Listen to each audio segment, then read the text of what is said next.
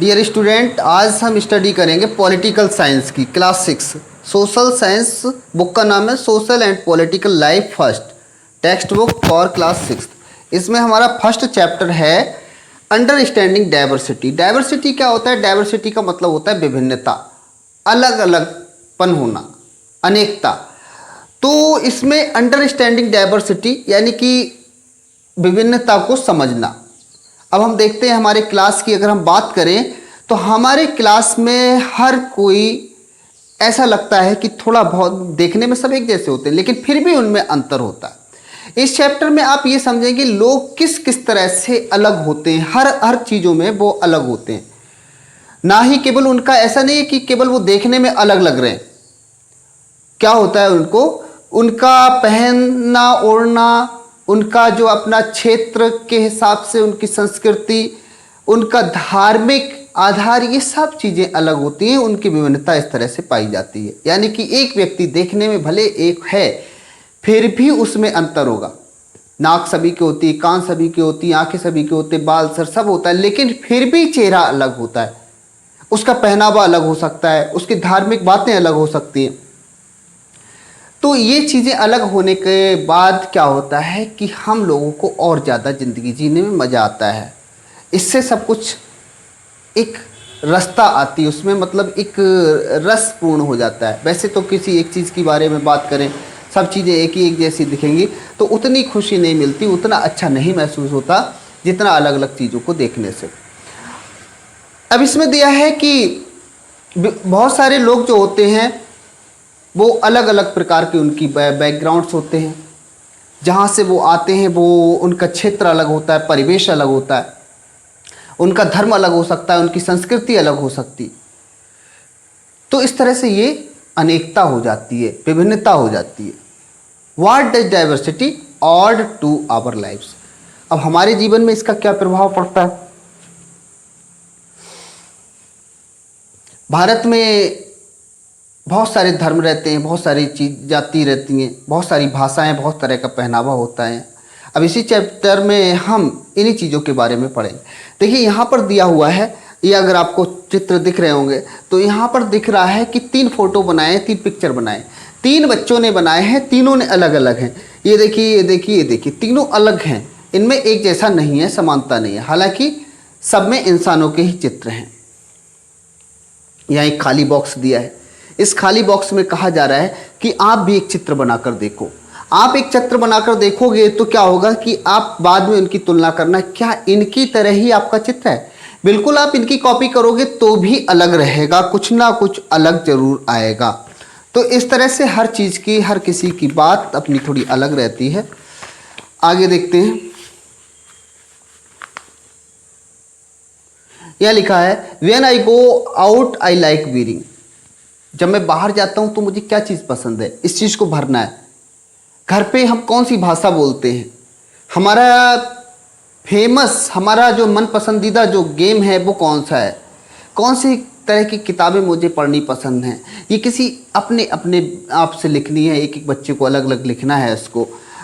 देखिए अब आपका टीचर जो है, आप अपने पास अपने जो टीचर जो पढ़ाते हैं उसको, सब्जेक्ट को, उनके पास जाएंगे, उनसे कहेंगे सर हमारे ये आंसर चेक कर दीजिए। जब वो ये आंसर चेक करेंगे तो आपको पता लगेगा कि अगर किसी ने कहा है कि क्वेश्चन है when I go out I like veering, जब मैं बाहर जाता हूं तो मुझे किस चीज़ को, कौन से कपड़े पहनना पसंद है, तो उसमें जो है आपके कपड़े,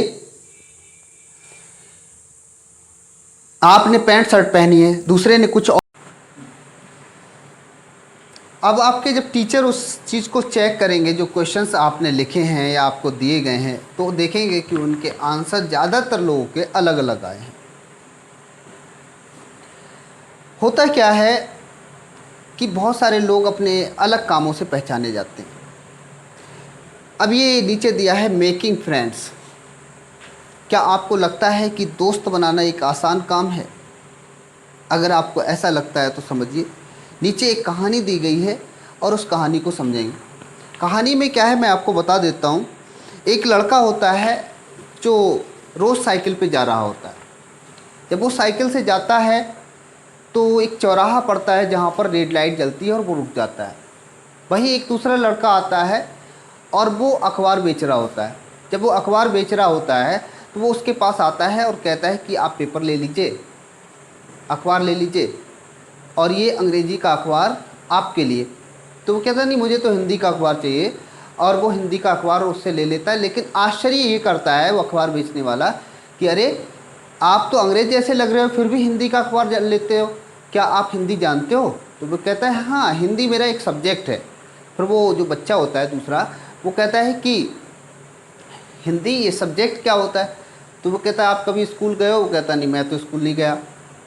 तो कहते हैं मैं आपको नहीं समझा सकता कि सब्जेक्ट क्या होता है, जब आप पढ़ने जाओगे तो इस चीज़ को समझ पाओगे कि सब्जेक्ट क्या होता है। फ़िलहाल ये एक विषय होता है, जैसे इंग्लिश होता है उसी तरह से ये हिंदी भी होता है। चलिए खैर कोई बात नहीं।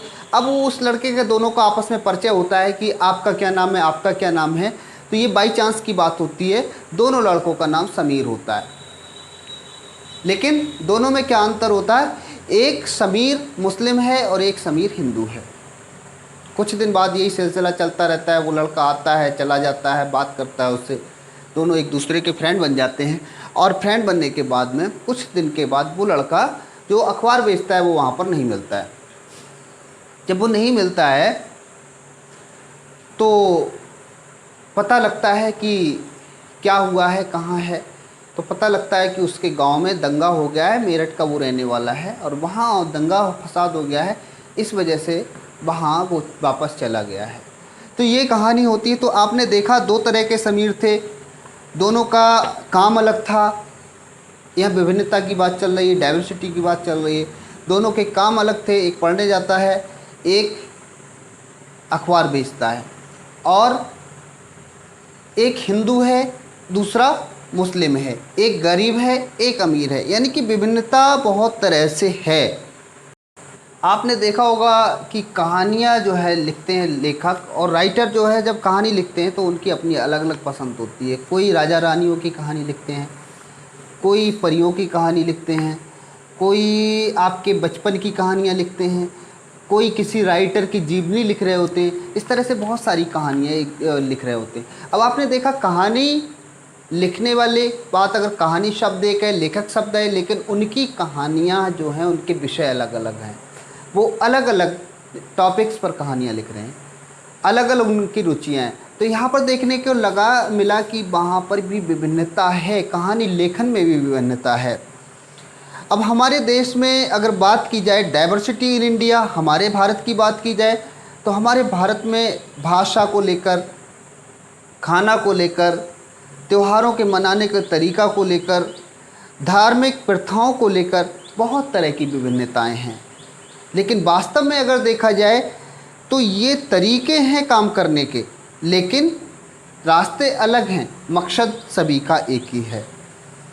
How do we explain diversity, ये टॉपिक है आपकी बुक में कि हम अपने यहाँ डाइवर्सिटी को कैसे एक्सप्लेन करें। तो आपने देखा होगा अब से 200 साल पहले लगभग ना ट्रेन थी, ना बसें थी हमारे देश में, ना ही और व्हीकल्स थे। लोग कैसे जाते थे? पैदल, घोड़ा गाड़ी से, तांगा से, मतलब जो भी उस समय साधन उपलब्ध थे उनका इस्तेमाल किया जाता था। और आज क्या है? आज हमारे पास जो है साधन बहुत तरह के हैं, नए नए ज़माने के साधन हैं, मशीनरी हैं, आज हम उनसे चल के जाते हैं। यानी कि कहने का मतलब उस समय से और आज के समय में भी विभिन्नता आ गई, अनेकता आ गई। अब हम देखते हैं कि पुराने समय में लोग इधर उधर चले जाते थे, आज भी जाते हैं, मतलब जा रहे हैं हम, लेकिन तरीका हमारा बदल गया। पहले हम पैदल जाते थे और आज हम बस में बैठ के जाते हैं, एरोप्लेन में जाते हैं, ट्रेन में जाते हैं, मोटरसाइकिल पे, कार पे, इस तरह से जाते हैं बैठ के। तरीका बदला है, मकसद हमारा एक ही है। पहले भी इंसान जाता था दूसरी जगह सेटलमेंट होने के लिए, रोज़गार के लिए या किसी मकसद से, आज भी जाता है। तो कहने का मतलब ये भी है, अब यहाँ पर जो है हमारी कुछ चीज़ें ऐसी होती हैं जो हमारे अंदर वास्तविक हैं, उनमें बदलाव आ जाता है। बदलाव कैसे आ जाता है? अब मान लीजिए मैं यहाँ रह रहा हूँ और यहाँ से रहकर दूसरी जगह 200 किलोमीटर दूर रहने लगा, तो वहाँ का मुझको जो एटमॉस्फेयर मिलेगा, जो भौगोलिक परिस्थितियाँ होंगी, वो परिस्थितियाँ यहाँ से हटके होंगी। वहाँ की भाषा अलग हो सकती है, वहाँ का पहनावा अलग हो सकता है, वहाँ का भोजन अलग हो सकता है।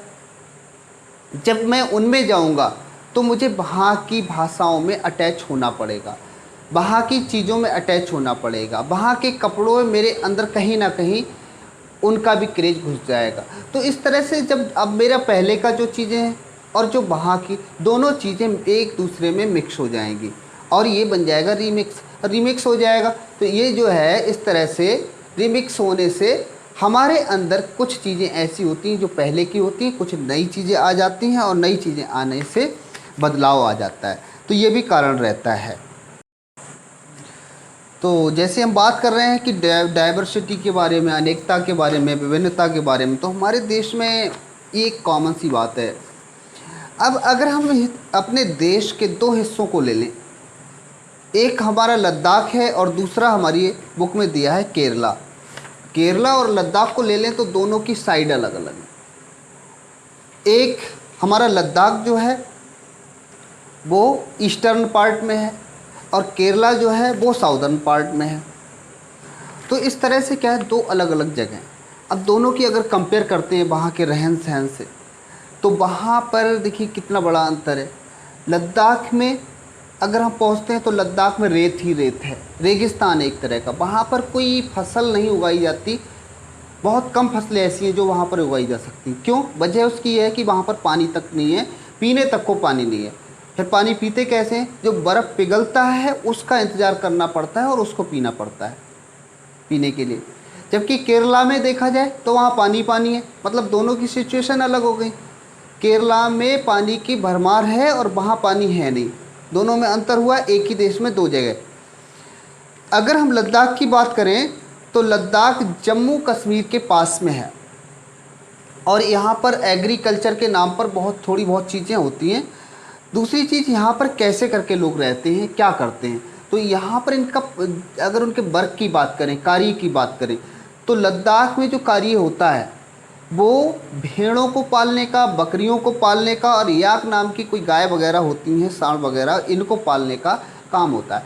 इनसे उनको क्या मिलता है? ऊन मिलती है और ऊन मिलती है, दूध दही मिलता है, पनीर मिलता है। इस तरह से वहाँ पर देखिए अंतर क्या होता है, वहाँ पर जो काम है उनका वो भेड़ों बकरियों को पालने का है, उससे वो ऊन प्राप्त करते हैं और उससे ऊन को बेचते हैं, उससे पश्मीना शॉल बनती हैं जो कश्मीर में बुनी जाती हैं और बहुत महंगी बिका करती हैं पश्मीना शॉल।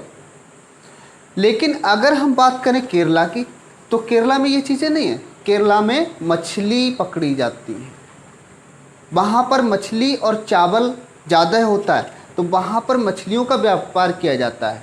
ये तो रही काम की बात। अगर उनकी ईटिंग हैबिट की बात करें तो लद्दाख में क्या होता है, वहाँ पर पनीर ज़्यादा खाया जाता है, दूध दही ज़्यादा खाया जाता है। क्यों? क्योंकि वहाँ पर पशुपालन है, भेड़ें बकरियाँ हैं और वहाँ पर मछली चावल ज़्यादा खाया जाता है। तो दोनों में एक बड़ा अंतर आ जाता है। अब बात करें अगर व्यापारियों की, तो व्यापारी लद्दाख में भी आते हैं। अब आप कहेंगे लद्दाख में क्या लेने आते हैं, तो लद्दाख में बहुत सारी चीज़ें ऐसी हैं जो यहाँ पर मसाले वगैरह मिलते हैं, सिल्क वगैरह की प्राप्ति होती है, तो ये लद्दाख में मिलता है। और हमारा जो केरल है वहाँ पर भी व्यापारी आते हैं बाहर के, दूसरे देशों के। तो इस तरह से देखिए दो जगह की दो बातें जब बता रहे हैं, बात कर रहे हैं, तो बिल्कुल अलग अलग आ रहा है। लेकिन फिर भी अनेकता में एकता ये है कि दोनों भारत के हिस्से हैं और दोनों ही जीविका चलाई जा रही दोनों जगह, लेकिन उनके तरीके अलग हैं। दोनों जगह ही व्यापारी आ रहे हैं लेकिन सामान अलग अलग खरीद रहे हैं। तो इस तरह से हमारे जो प्रभाव पड़ता है, जो बाहर के लोग आते हैं उनका भी असर हम पे पड़ता है, भौगोलिक परिस्थितियों का भी असर पड़ता है। अब बात करते हैं उस समय की जब हमारा देश ब्रिटिश शासन के अधीन था। तब क्या था कि सब लोग अलग अलग थे, हिंदू मुस्लिम सिख ईसाई। लेकिन जब लड़ाई चली थी 1857 से स्टार्ट हुई थी और 1947 तक चलती रही थी, तो इसमें एक चीज़ कॉमन थी, चाहे हिंदू हो, मुस्लिम हो, सिख हो, ईसाई, गरीब अमीर कोई हो, सब ने आकर ब्रिटिश सरकार का विरोध किया था और सब लोगों ने एकजुटता दिखाई थी। यहाँ पर हमें दिखता है कि हमारी विभिन्नता में भी एकता है। नेहरू जी ने एक किताब लिखी थी यूनिटी इन डाइवर्सिटी।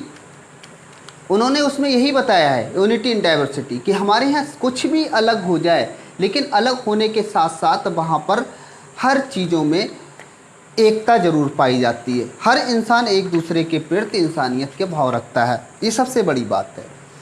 एक उस समय आपको याद होगा जलियांवाला बाग का जो कांड हुआ था, वहाँ पर लोग अपना प्रदर्शन कर रहे थे और उस समय वो निहत्थे थे, उनके पास कोई हथियार नहीं थे, कुछ नहीं था, लेकिन अंग्रेजी सरकार ने, ब्रिटिश हुकूमत ने आकर उन पर गोलियां दनादन बरसानी शुरू कर दी थी। तो उस समय वहाँ पर ऐसा नहीं था कि हिंदू मारे गए थे, मुस्लिम मारे गए थे या सिख मारे गए थे, सभी मारे गए थे, यानी कि यूनिटी दिखाई दे रही। दूसरी चीज़, उसी समय उन्होंने एक कविता लिखी थी जो इसमें आपके दिया है, don't forget the days of the blood o friend, अरे दोस्तों उस दिन के खून को मत भूलो। तो ये इस तरह से बहुत सारी पोएम जो है हमारी 8-10 लाइनों की है, दी गई है। अब बात करते हैं, अगर हमारे रविंद्रनाथ टैगोर जो हैं, जिन्होंने हमारे नेशनल एंथम को राइट किया था, आप उसको नेशनल एंथम को जब पढ़ते हैं तो उसमें भी कई चीज़ें आती हैं। उसमें आते हैं पंजाब, सिंध, ये सारी चीज़ें अलग अलग आती हैं। सिंधु अलग था, पंजाब अलग था, बहुत सारे, उसमें प्रदेशों की बात हो जाती है, यानी कि वहाँ पे भी अनेकता में एकता की बात की गई है। तो ये रहा हमारा चैप्टर डाइवर्सिटी का, और मैं समझता हूँ आपको समझ में आ गया होगा, जहाँ पर अंडरस्टैंडिंग डाइवर्सिटी यानी कि विभिन्नता को समझना, ये चैप्टर का नाम था। जो चीज़ समझ में नहीं आई है वो आप कमेंट के माध्यम से पूछ लेंगे। That's all.